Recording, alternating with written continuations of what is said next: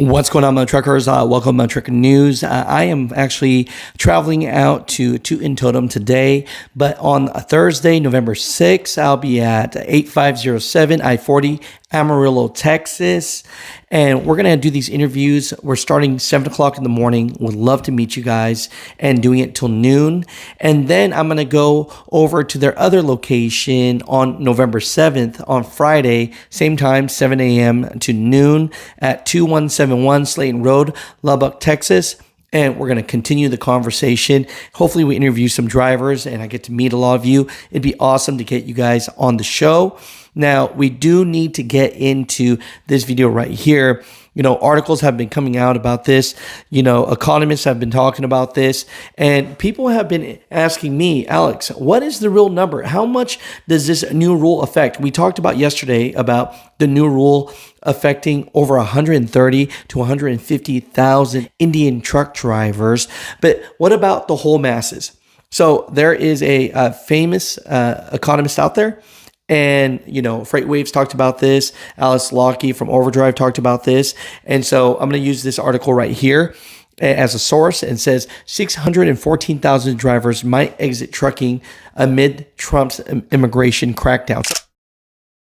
President Donald Trump's English language mandate for drivers, DOT's new rule tightening rules for non-citizen drivers, and serious immigration enforcement on the interstate. So we're talking about the trifecta of all three here, right?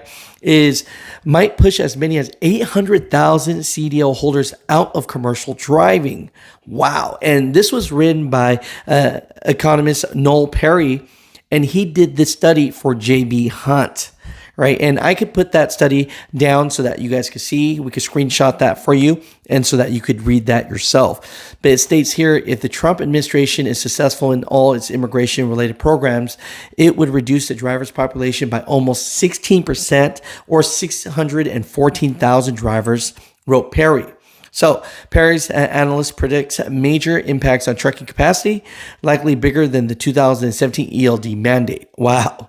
From recent regulatory actions, another analyst said realistically year end of 2026 might see a market that is like 2021 with the big freight rates run-ups. Whoa. So, you know, for all the drivers out there, if you're hearing this, then this could be something big. You know, let's see what these economists, if they're really as good as what they're paid to do.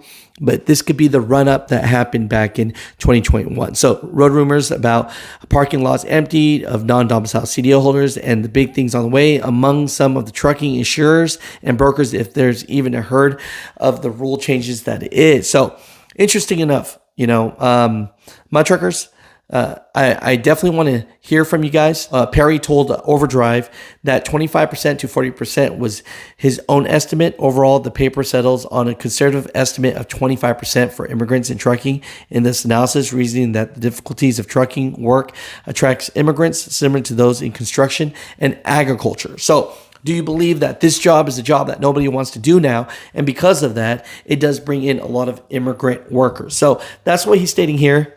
A lot of big numbers.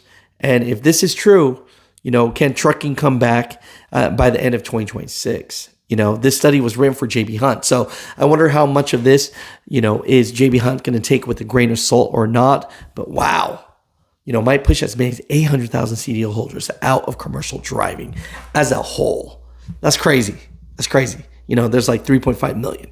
So let's see where this goes. You know, my truck is coming down below, but this is what is coming from Economist, right? And so, believe it or not, just want to give you this information out here today. At approximately 5:14 p.m. Eastern Time tonight, UPS Flight 2976 from Louisville, Kentucky to Honolulu, Hawaii, an MD-11 with 3 crew members on board was involved in a catastrophic crash here in Louisville adjacent the governor of Kentucky there, and the governor is Andy Beshear, and he actually put out a statement on social media 7 hours ago. He stated that the news outlet of Louisville is tough tonight as the death toll has now reached at least 7, With that number expected to rise, first responders are on site and working hard to extinguish the fire and continue the investigation. 7 deaths and over 11 injuries.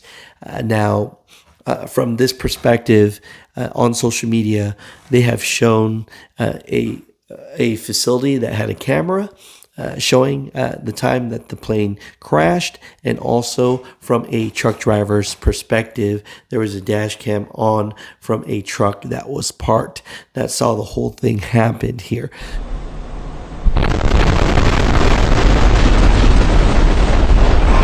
It's very sad to see and hear about. Just want to share this information with you today.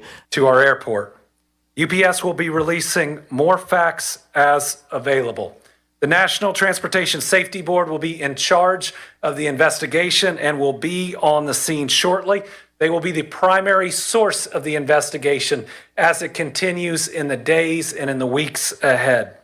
I can confirm that there was no specifically hazardous cargo on board of the plane that would create an environmental issue for those around the site, but the impact and where it impacted could create those types of situations.